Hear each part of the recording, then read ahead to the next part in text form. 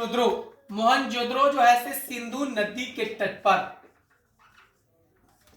फिर कह रहा है चहुंद्रो, चहुंद्रो किस नदी के तट पर?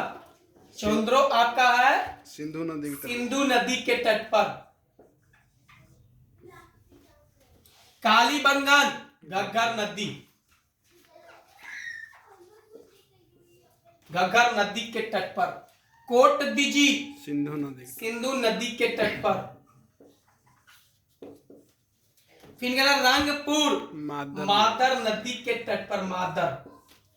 फिर रोपर, रोपर सतलज नदी, सतलज नदी के तट पर। फिर लोथल भोगवा नदी के तट पर, लोथल भोगवा नदी के तट पर। आलमगीरपुर हिंडन, हिंडन नदी के तट पर। फिर सुत कांगेडोर दासक नदी के तट पर। फिर बनमाली रंगोई नदी। फिर धौलावीरा लूनी नदी जो कच्छ में जाकर गायब हो जाती है, लूनी नदी। फिर सोत का सादी कौर।